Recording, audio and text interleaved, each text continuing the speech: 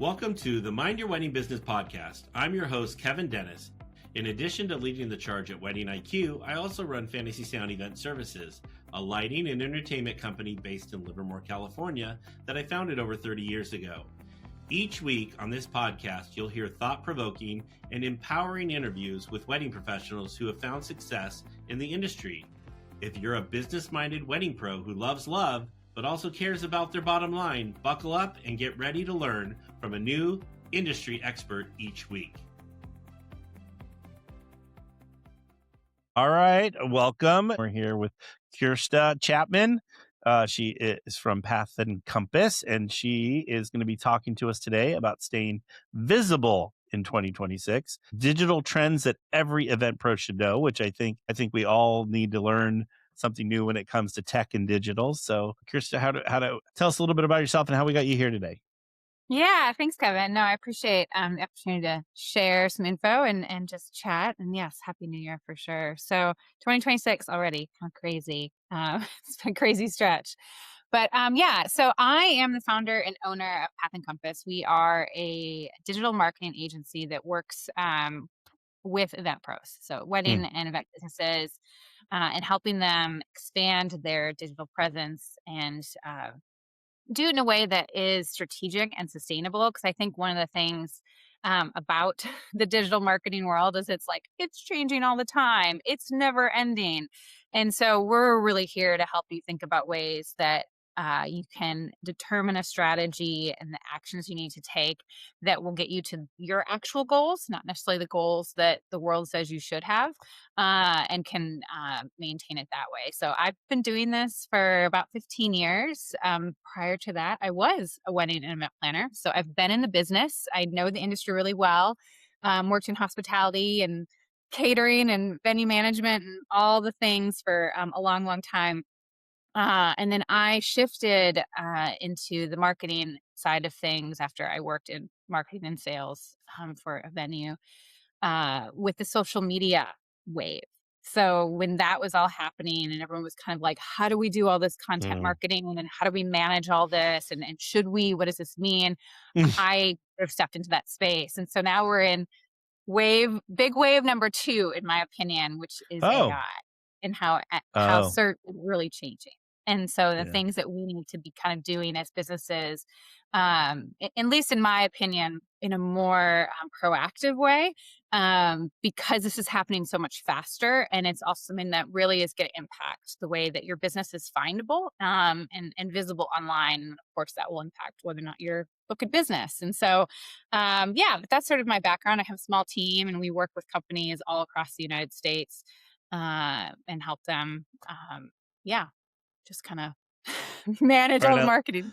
I love it. And I'm really going to be interested we'll a little bit later, we'll dive into the AI and being searchable on that, because I know I was just talking to someone and they're like, how do we do it? What do we do? I mean, and it's becoming something on top of having your website SEO searchable. It's just another thing you have to worry about and manage in today's world. So I'm excited to jump into that. All right. So when you think about being visible in 2026, what does that actually mean for event professionals? So from my perspective, there is a couple key areas that I think it's really important for people to be looking at. Search is really the biggest one. There is a lot of changes that are happening in regards to search right now.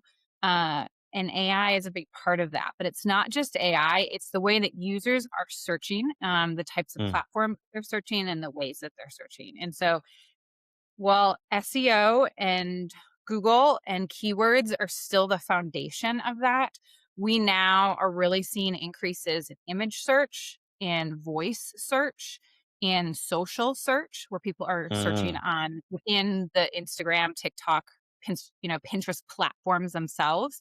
Because frankly, it's just more fun to search there. Yeah, true. And then AI and those being really important tools that generations, especially younger generations, are using to search for vendors and find the professionals that are going to help them plan their wedding. So that to me is a really key foundation, because we need to be making changes within our content strategy and our SEO strategy to widen the net a bit or just sort of adjust the net a little bit to these new search behaviors. The other big thing that we're seeing, and I know people are talking about this has been said on your podcast before, but just the real erosion of trust. Mm, Um, yeah. and how people really are very skeptical, or maybe skeptical isn't the right word. They need a lot of reassurance, and their reassurance is coming from endless researching to a point of decision fatigue, to a point of analysis paralysis. And that's what's sort of Yeah. like lengthening the engagement season. And then it's like they contact you, they ghost you, and then suddenly they like need a wedding in 6 weeks. It's because they research so much that they got so overwhelmed that they just kind of like, forget it. I'm just not going to do this. And then they come back to it when they have to. So it's like changing the whole timeline process. But that research piece really is predicated on trust. And so the need for businesses to be really clear and concise about what truly makes them unique and what makes them stand out in the market is important. One of the things we're also seeing, with this, and this comes through the AI portals, is the idea of subtractive shopping. So users Mm. are essentially going through and they're kind of filtering down all the different pieces and saying, are they in my location? How much do they cost? Super, super big, Oh. being transparent with pricing.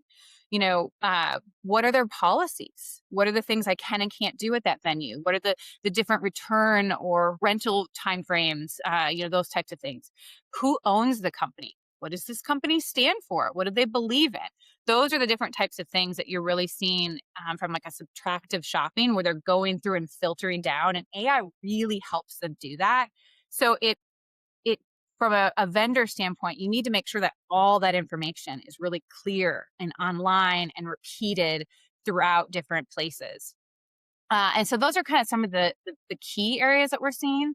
I mean, I can keep talking on this, but I'm going to kick it No, back yeah, to you. keep going. No, I was going to say keep going. Well, I was going to say when you were talking about subtractive shopping, like are they as they go through it's getting harder and harder to be found, I guess. Yeah, I think, you could say that it's getting harder and harder to find you. It also, the reason why they're doing this is because they're wanting to find the right fit. And so it's like, if I'm looking for, something, because they have all this endless research and they have found all these different ideas, they'll start to kind of, look for the vendors in their markets that can do this stuff. The vendors that, have those different types of chairs Mm. that they were looking for, or that know how to, do this kind of draping, or the different things that are trending. And so it really is less about like being harder to find, and it's more about making sure that you're aligning with the right person and with the Mm. right vendors. And so it's like owning what you are really unique and known for and good at, and versus just kind of being everything for everybody. The specificity that you can add to your positioning statement and what makes you truly different or unique, I think really is super helpful in regards to being found online and standing out. Because, from a marketing perspective, we audit websites and marketing for clients all over the country, and they look the same. They sound the same. They are using the same keywords. They're using the same descriptors about memorable events and, seamless planning.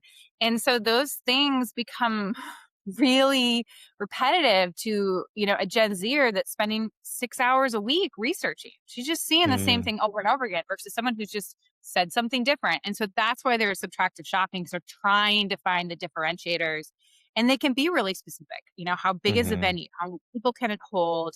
What are the policies about outside vendors? And so having all that information available to them, it's more likely to get them to contact you.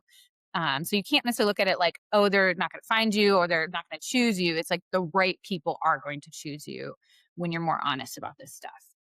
Which is probably in the end the best for everyone, because sometimes you're working a wedding and you're like, why did they pick me? I don't, like I don't mesh, or I don't connect with this couple, and you're having a hard time figuring out how you even connect with them. So all right. So Yeah. Krista, so long in the wedding industry, it was, everything was about referrals and about getting referrals from other vendors. So why is relying on referrals no longer enough for even like an established business? I think that really comes down to what your goals are in your business.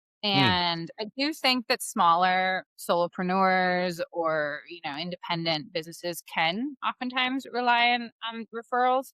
Uh, I do, though, think that if you have plans or desires to scale or grow your company, referrals only take you so far. And there comes a point when you do have to, add some fuel to the fire and expand your marketing net. Referrals can also be kind of inconsistent. If you're depending on a planner as your kind of main mm, resource of referrals and she retires or they retire, then, what's the game plan to replace all that stuff? So it's kind of a one trick pony when it comes to a marketing strategy. And we never want to, like, I would never recommend that someone only do digital marketing. That would be a mhm, mistake in itself. You definitely need to think more comprehensive of all the different pieces and how they work together. Referrals are definitely one of them. But having them be the only thing I think can be a little bit limiting. And, and the other thing too that can sometimes happen with referrals is that you will evolve in your business or you will evolve in the type of clients that you want to serve. And your people are still referring you the types of clients you used to serve. And so that it's like it's not even really aligned anymore. And then mm. that will create the need to create some more clear marketing as to like, here's actually what I do now, or here's actually who I'm looking to serve now. Well, it's kind of funny when you said, like how the referrals will change. I get so stressed out, like about the planner retiring. It's like it's also when like at the venue that you work at all the time. Now all of a sudden that staff member has moved on to a new Hey, venue or something like that, and I've had it work in my favor and had it work against me because then the new person comes in and they're bringing the people that they've worked with at the previous venue they worked at. But then I've also had someone move on to a new venue that we have never really worked at before. And they're like, hey, I'm now at this venue. I want you to come learn and get more about that venue. So I can see how that really is changing as we go through the years. And you can't rely on that anymore. mhm, It just yeah. you gotta continue to do that mix. So all right. So the way couples have searched and vetted for has changed. And I heard someone said if you were doing business the way you were doing it 2, 3 years ago, you're going to become irrelevant. So staying up with all the way to search and now with AI, like, is it inevitable or that if you don't keep up with this, you're going to be irrelevant or, what are your thoughts on that? I I I don't like to say that yes, that's probably true. Okay. But yes, it's probably true.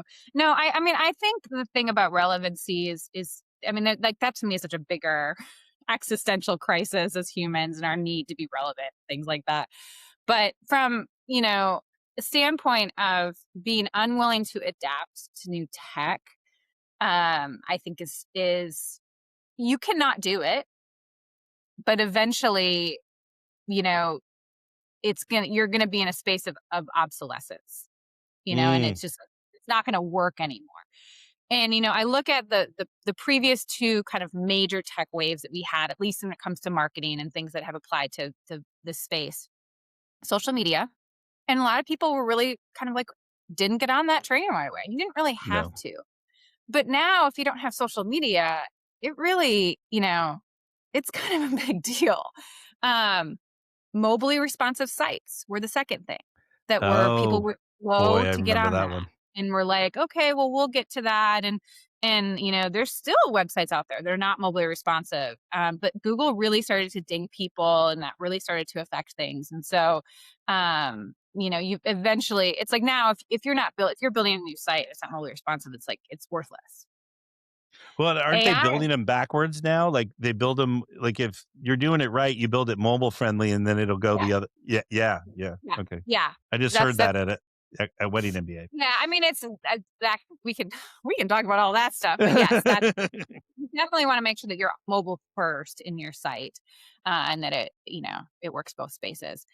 The third thing, or the third space that we're in now, is AI. The difference with Mhm. AI is the uh, adoption curve, or like the time is months, not years.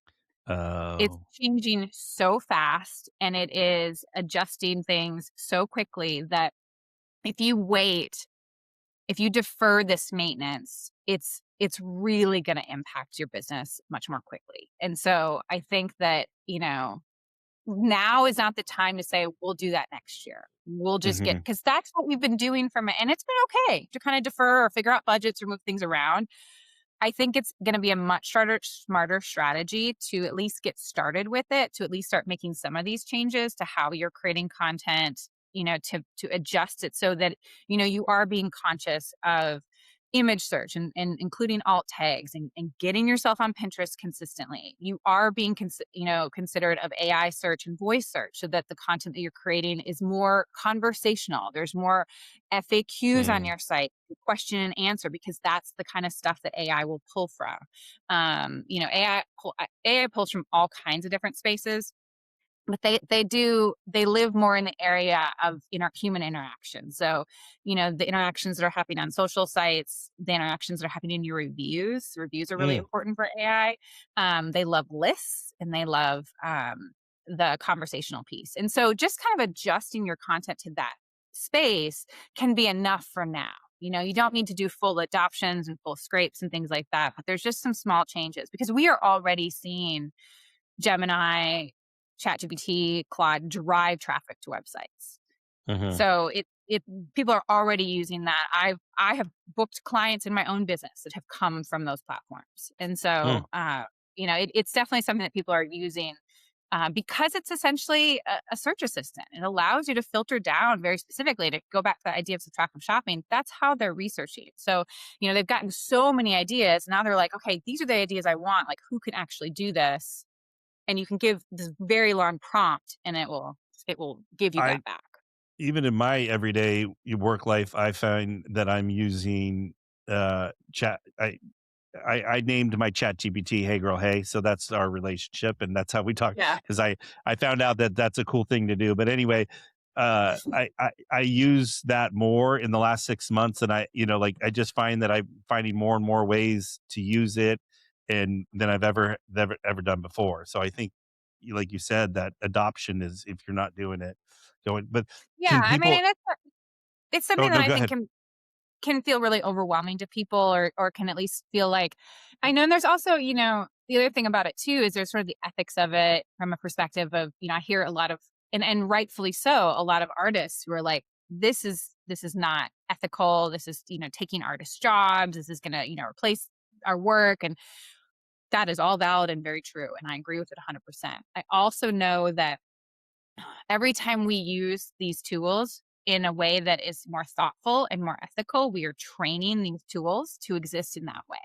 And we're not Mhm. just handing over the entire future of how these things are going to exist in our world to people who aren't in our space, or who don't live the way that with the kind of way that we want to. So I think that that's why it's also important to be using these, for the creatives and for the artists to use them, because we're able to, add that into the ingredients of the database, and how these things will evolve over time.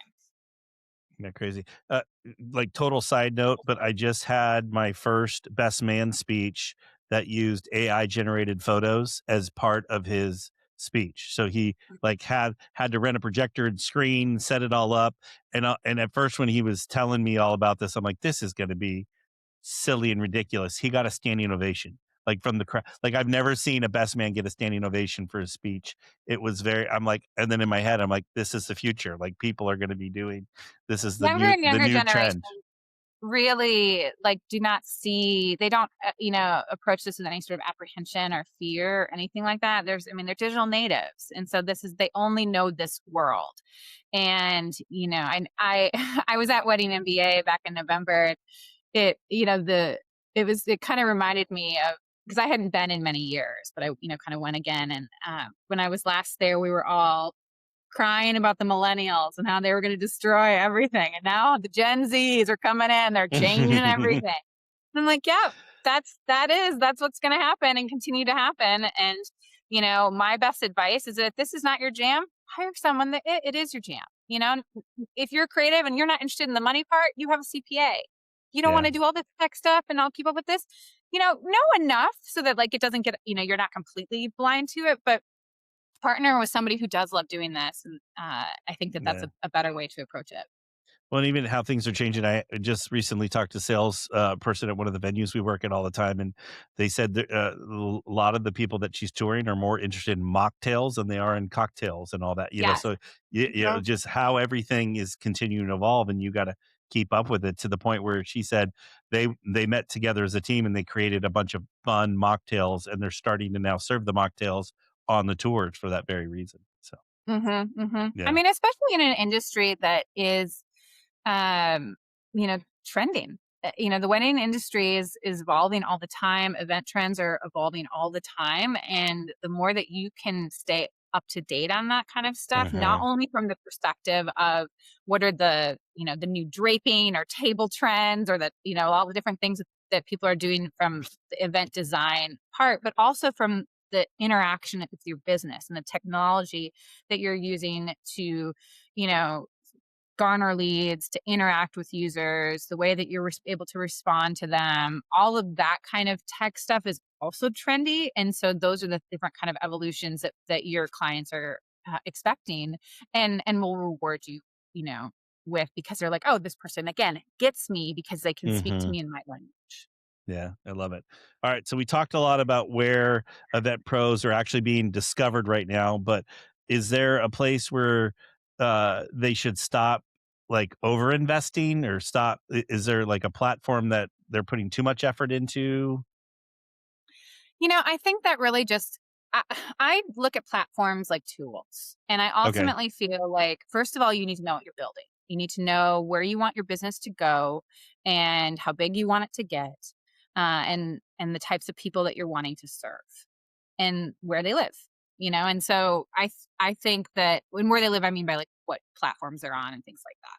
So if and then I think if you're the one who's actually doing the marketing, if you're the one who's managing that, I want you to like that tool. Hmm. I don't want you to force yourself to use a tool that you're like, it's just not my thing. I hate it. I won't, I don't like using it because if you don't like using it, you won't use it. And consistency is the most important thing when it comes to marketing. So Hmm. not only is it important that you are transparent and that you tell people who you are and how unique you are and by like truly unique, that you say it over and over and over and over again. Because there's so much information out there that it's really important that you just keep hitting the same points over and over again so people understand what it is that makes you different and Mm. what it is what you should be known for. And I think that if you don't like that marketing tool, you're just not going to do that. And so that's why I wouldn't say that there's any tools that you should not use. I would say my favorite tools right now are email marketing. I also really like Pinterest. And I do like, blogging and SEO. And I know all those things are a little bit kind of boring and passive, and none of them include social media. And I Hmm. say this as I don't really like social media personally. And I think social media can be a really hard thing to keep up with because it just changes in the algorithm. And now we got to do this. And, oh, they changed the grid and I got to rechange all my graphics. And so it can be a lot of work, especially for, a smaller business. But Pinterest, email marketing, and website SEO type stuff, from my perspective, builds a deeper and longer relationship and Mm. has a longer life cycle. It just exists longer on the web from a search perspective, and so that's why I like that. But if I had to, the two platforms I think that are necessary for, or that I would put my most emphasis into are Instagram and TikTok for this industry. Oh wow. I recently had someone tell me Pinterest because it's kind of untapped right now that they should really Pinterest be. is my favorite. Pinterest is not a social media platform. Pinterest Oh, is a that's true. platform. It's just a visual platform. Like, you should be treating it like that and have and really frankly, you should be treating all these platforms like search platforms now because they're all using that way. And so anytime you're creating a caption, anytime that you're commenting, you want to weave your keywords into that stuff because Yeah. that is a way that you could be found in those spaces. And then you mentioned blogging, and I'm just kind of Mhm. because I felt like blogging was, I don't know, maybe 12. 13, maybe 10, whatever. I could have my numbers wrong, but a while ago Yeah. it was like, that's all you got to blog, you got to blog, you got to blog. And then it kind of fell to the wayside. Do you feel like with the new AI and every, tools out there that blogging is really important again? I've always thought blogging is important. And we've Okay. seen it with clients that we've worked with, because we've had clients we've worked with for 15, 10 years. The ones that had really consistent blog, because what blogging does, it just builds a larger online digital footprint, online Mhm. net or web. And the ones that had been investing in that were not as deeply impacted by COVID because they just were. I mean, obviously depended a little bit on the vendor type, but they had more reach. They had more ways to pivot. They had Mm. captured all these different keywords and things like that. And so what little tiny business there was, or even when things reopened, they were much more quickly to get on top of that. And so that was some of the things that we had noticed. And I think that um, blogging is one of those things that's annoying and tedious, and a lot of people don't like doing it. AI can be really helpful for it, but you want to be careful because AI also can, everyone creates the same AI blogs, then they kind of Yeah. cannibalize with each other. So you do again need to go back to your unique, true perspective, use it as like a helper, but not as a replacement. And I think that it can be helpful it is feeding the bots, and those bots now are AI bots instead of Google bots. And so Mm. even if you're blogging once a month, twice a month, you don't need to be doing it every week or every day. It can be very minimal, just to maintain. And the beauty of it is that should then be creating content for your social feeds, for your email. If you are really smart, you're creating video blogs and then transcribing those. And so this content absolutely should be repurposed. You should not be thinking of blogs as, I got to do this blog and then I got to do this social post and I got to do this email. We have one topic and then we disperse to all the different platforms as a way to manage our sanity and to repeat ourselves over and over and over again. Because again, we want to say the same thing. So let's actually do that. Yeah. And I'm glad you touched on how frequently, because I was going to ask how frequently we should be doing it. Because it was always, I remember when it all came out, you had to do it at least twice a week and blah, blah. There was all kinds of things. So I'm glad you said even just once a month makes a difference. So Yeah, that's most of really our helpful. clients, we will post, twice a month, maybe 4 times a month if we're being aggressive. But any more than that, I think I would be looking at other like tools, to and to seeing be what you can using. do. All right. It is So still how? it isn't something that like I think that, it's not something that is going to immediately generate and drive leads. It is a longer term strategy. You know, ads are where you're going to more immediately drive leads. Yeah, Um, so if you're like, I need leads in the door faster, you want to look at the platforms that are going to do that.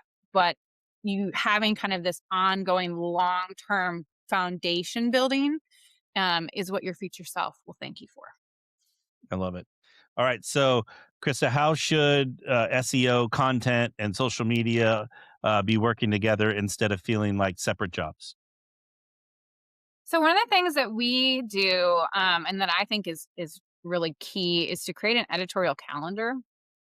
And so when you have an editorial calendar, you basically can map out all the Mm. topics that you're going to just that you want to be covering, and go to your clients for that. What are the things that are your prospects and whatnot? What are they asking for? What are they confused about? What are the trends that you're seeing? Start there, and then map out the different seasonally things that you want to be pushing or promoting, and map that out, and then you can map it to the different areas of how that's going to then turn into an email, how that's going to turn into a blog post, and things like that. And so that's one of the things I think I like to do the best, and then obviously social media as well. All right, perfect. All right. So I'm very curious about your answer to this one. So what is one trend that people are overreacting to and one that they're underestimating? What are they overreacting to? That is a really good question. I mean, if you would have asked me this 3 or 4 or 5 months ago, I would have said TikTok. Okay. I I think that is wrong. I do think that, and I think because I really and again, my team knew this, but when you're sort of like sometimes on the top of your business, you're not in the trenches. Like they're searching on TikTok, and I was like, really? Are they? I'm like, because I don't Yeah. personally use it, and that again Yes. speaks to a lot of us who own these businesses. We're in a little bit older generations. We're like, I'm not on TikTok. I'm like, Yeah. but it absolutely. I think that is a really key place because of how people are using it to search. Um, the one thing though that I think is most overlooked is email. And I think it's because it's just a pain to do it. And people they'll kind of get started, they sort of overcommit the plan and make it too big.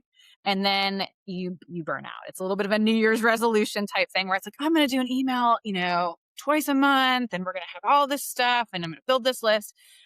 I do think, though, it's really key. And the reason why I think email gets overlooked a lot is because of how much higher the conversion rates are in email. Hmm. Because if you have a list, especially in a business like this, where a good portion of your contacts and your vendors and your uh, connections are referrals, or not even referrals, or repeat business. You think about the company that comes in and does their annual stuff all the time, or the vendor, the venue you're working with all the time. Staying in contact with them, that's half point of your email, Mhm. is to kind of maintain that top of mind piece.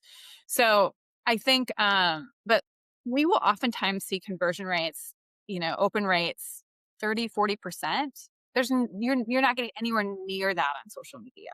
And you also own your list, and it's a much more Mm. intimate space that someone has to deal with. You can just scroll, or you can completely disengage from social media and see nothing on there, but your email is not something that people disengage with as much.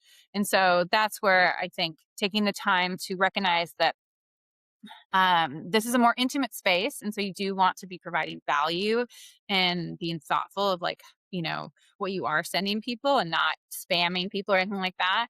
But then also consistently, emailing people. I think that's one of my most favorite platforms right now. Mm. The other thing that I'm going to mention too that isn't really a platform, but it gets overlooked all the time is reviews. There are some Oh. businesses that excel at reviews, and they do stellar jobs, and they have hundreds of amazing reviews. And there's other businesses that kind of forgot about it and don't realize how much it's actually hurting their business. Mm. It's the one area that I will say that if you ignore reviews, it is hurting your business. Anytime you were less than a 4, and really less than a 4.5, that's no good. You need to be doing everything you can be doing to get those numbers and those rankings back up. And making sure that these reviews are newer. You don't want the last review to be 8 months ago or 2 years Mm. ago. And that doesn't matter to somebody. So you want to be getting consistent new quality reviews all the time into your business. And also watch out for Yelp, because Yelp is the sneaky platform where people don't claim it. They don't pay attention to it. And that's where you got your, 1.0 review sitting. And when someone is searching you, it comes up. They will see it. And if it's just sitting there as this kind of albatross, what is this? That hurts your business. And so it is an easy space that I think people can quickly make traction in. And so while it's not really a platform, it's just one of those areas, those gardens that you need to make sure that you are tending to, Oh, I love that. and not forgetting about. Yeah. And Yelp, I feel like we can do a whole episode on just Yelp because they drive me nuts with I It's literally not get a space weekly. Yeah. I would advertise. We've No. tried tested advertising on that space. It really doesn't. It's much better for restaurants and impulse and shorter kind of, tourist type things. But when it comes to, we're building relationships, and these are longer buy-in cycles. And so it's just a little bit different. But I can't tell you how many businesses will have 2 dead, horrible reviews just sitting over there because this person who was really mad put them everywhere, and you Yeah. caught the ones on Google, but you didn't catch that one. Yeah, the Yelp salespeople are aggressive and mean, and we could say all the they just yeah, the guy basically insults me every time he calls. It's ridiculous. So we have as a company we ignored Google for a long time for reviews, and we got told that we need to start focusing a little bit more on Google because Google likes Google reviews, and so we It have does. noticed. Yeah, we've noticed a big kind of uptick in in our like inquiries and stuff because we're asking clients to review us on Google now. So it's been a And it's not just the Google search, it's the AI search. The AI search very much likes reviews. oh, So yeah, it's a I didn't key even area that they realize look that. at because it essentially gives them a person telling them about the business. And that's why it can be a helpful space. All right, Krista. So many wedding pros feel pressure to be everywhere. So what does a sustainable digital presence actually look like? I think it comes down first to being really honest about what you want to build and what kind of lifestyle you want to have and how big you want your business to be. Um, and once you determine that, then it's sort of reverse engineering the least amount of work to get there and the least amount of Mm, spend to get. Again, I prefer slower, steady, longer term things. Once you kind of get that initial, you've gotten through the initial couple years of launch and you've sort of built some awareness in the market, you've built a little bit of a social media presence. Maybe you initially ran some ads to kind of get some stuff going. But then, once you kind of get to sort of over that first plateau, if your desire isn't to keep jumping plateaus, you can start to kind of coast. And so oh, I do think that the most important thing is to have a strategy because it business is a lot of time, everyone's doing marketing. You're seeing marketing everywhere. Everyone's posting, but there's just no plan behind it. And mm, without that plan, you're doing a lot of work that isn't, necessarily going to be effective. And so I think for me, the most important thing is to really sit down and figure out, okay, what is it that I want? How much revenue do I want? How many leads do I need to get that revenue? So then how many prospects, like reverse engineer that back, and then that's going to tell you how much marketing you need to do um, to make that happen. And then you need to ask your question: can I alone do that marketing, or do I need to bring in support and help? mm. Is that help a freelancer? Is that help an agency? Again, an agency is going to help you more with the actual strategy building, whereas a freelancer is going to need your guidance and whatnot. So, I think that's what and I really very much like the systemizing of things where we again are like, here's one thing, how can it then go to all these different things? So we're repurposing and getting the most value out of anything that we're creating. And so it's not just this kind of constant churn, which I feel like is what happens. And it's why people get burnt out because they just are like, I got to post something. Okay, here's what I'm going to post. Or it's like, I got to get something done. There's just not stop and make the plan first. And I Mm. get that that's not everybody's cup of tea. That's for Virgos. Go find yourself a Virgo. We'll make a plan for you. So like that, that space is really important. I think for just avoiding the kind of trap that I see so many creatives get caught in. And it's that constant because it is constantly evolving. And so it does feel Yeah. like it's forever this kind of treadmill that you're on. And so at some point you have to step off and say, what is it I want here? And so I think intentionality to me is like one of the most important Well, I was pieces. going to ask, how often do you need to be updating that plan? Because it feels like in today's world, it probably something that needs to be updated kind of regularly.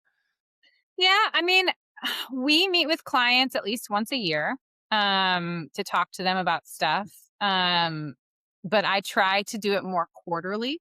I think quarterly is a good space to Mm, review and see if things are changing. And again, what you're reviewing quarterly are your larger goals. And so here's what I personally do.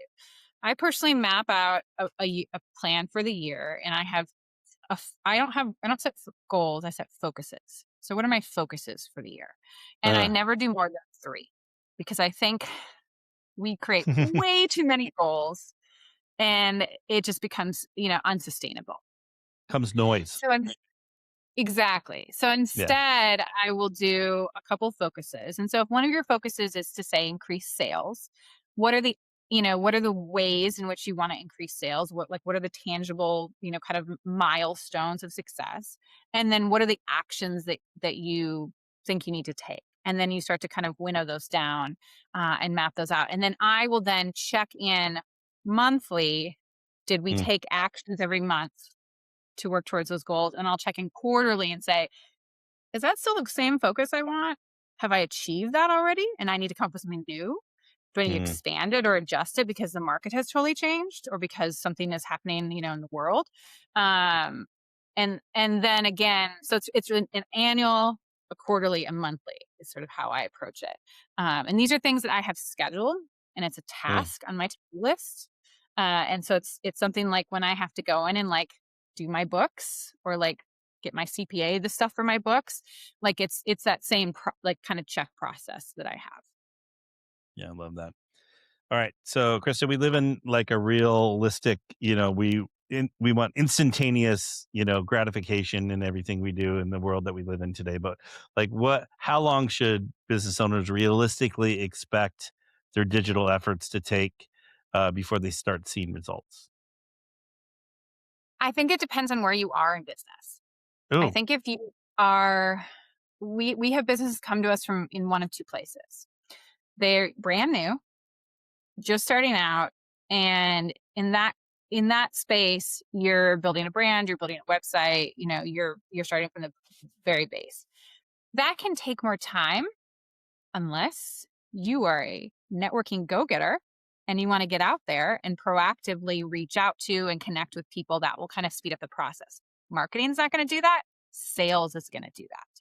mm, Let's keep these two things separate. They work together, but marketing is not sales, and sales is not marketing. And mm, too often businesses will sort of dump everything on marketing and be like, well, that didn't work. And it's like, well, what did you do to actually pitch and sell to people? So make sure you're mm, doing that. Those businesses, though, if you're just to kind of get some traction and some going, I usually like to give us at least 6 months to do that. And it's not so much to get traction; it's more to figure out how to find your little corner of the internet mm. and make sure Okay. that we can align you not only with leads but the right leads. And so that's why that it takes a little bit more time, is because there's some testing and there's some guessing there, and there's some, hey, maybe I thought I wanted to work with this person but I do not, and we have to adjust accordingly, or we didn't realize there was this opportunity in the market until we got a little bit further into it. So 6, maybe 9ish months to kind of fine tune is how I like to look at it. Businesses alternatively will come to us and they will have been established in their community through word of mouth. They'll have been around for a while, but they'll have neglected their online footprint. Mm, They usually come to us with a little bit larger budget and a little, because they're ready to go.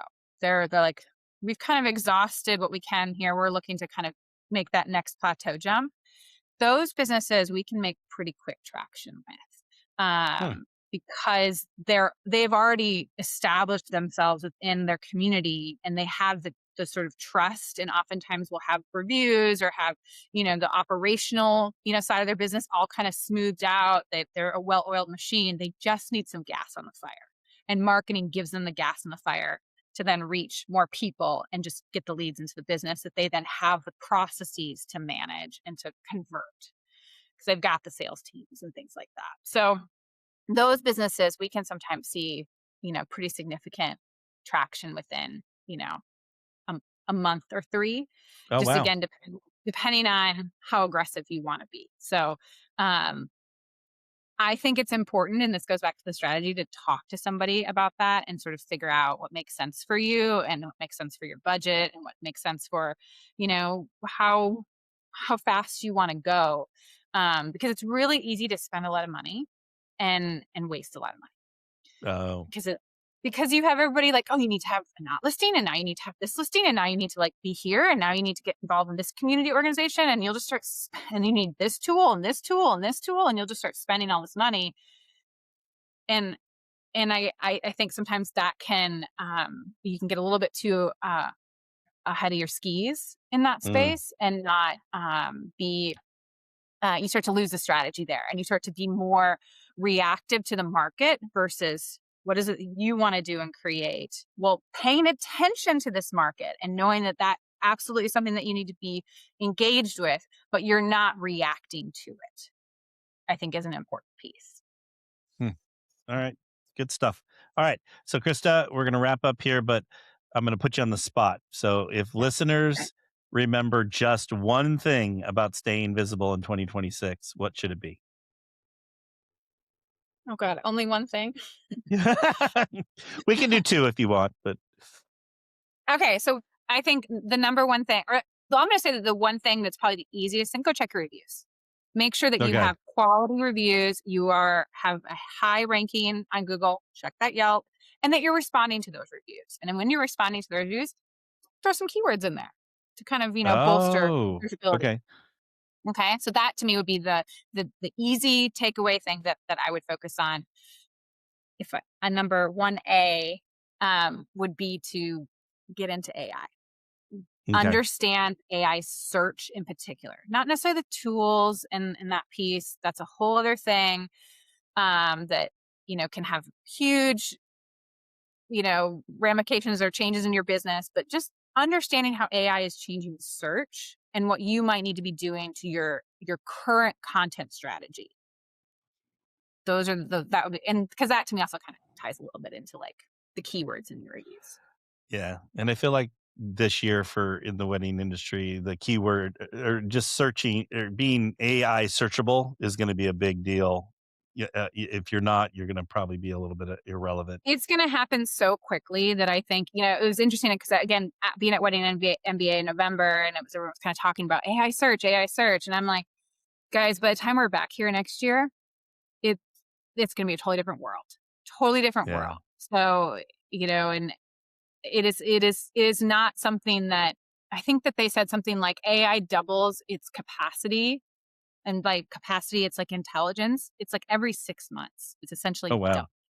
Holy And cow. so, yeah. So we're thinking of where it was in, June of 2025, it's since doubled Yeah. its capacity. That's And so that's insane. something that it is.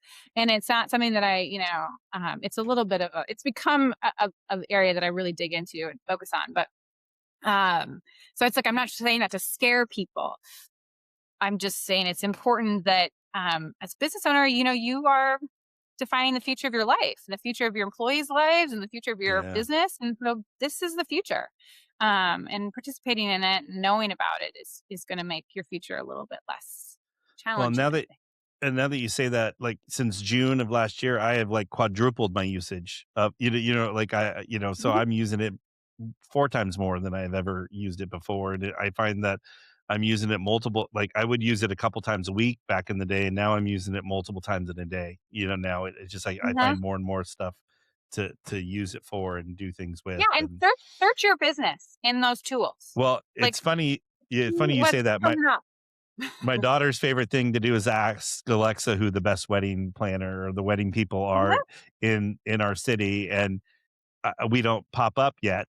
And so I'm like, well, we're obviously doing something wrong because we are one of the better ones in the city. So I'm like, we need to. One of the things you can do is to create a page on your website. It doesn't have to be a public. It can just be a kind of an internal page, a page that lists all the best of your vendor Oh, type, and then put yourself at the top, but create a list with your competitors and with your alternative service providers, because AI is going to pull that list. oh, I love that. Good advice. Yeah. That's a good little nugget to leave us with. All right. So, Krista, where can people connect with you and learn more about your work at Path and Compass?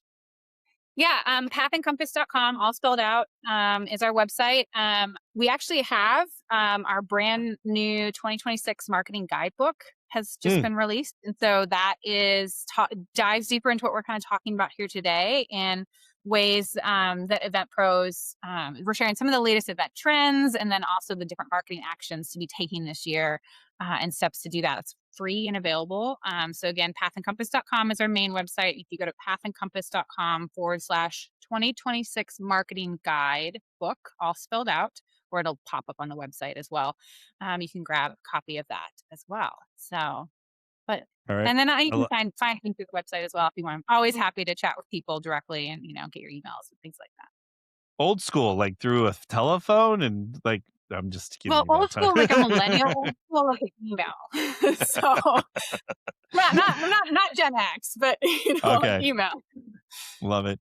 All right. And we will have all of Krista's information in the show notes and the email that goes out as well. So you can find her and help hire her or use her information to help yourself in 2026. Because I feel like this is the time of year where a lot of wedding pros start working on their business. And I think everyone needs to make it a priority to get our digital footprint a little bit bigger and better as we go through.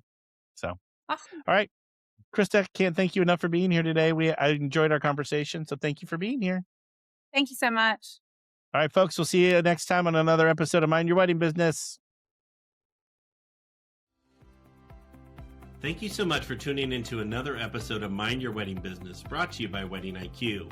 If you've got a topic you'd love to hear us cover, or if there's an area of your business you're struggling with, let us know and we'd be happy to help. Don't forget to check out our other episodes on Apple, Spotify, YouTube, or wherever you get your podcasts. And if you're a fan, we'd really appreciate it if you would subscribe and left a review. It helps more wedding pros find us and learn more from our guests too. Thanks again for listening to Mind Your Wedding Business. We'll catch you next time.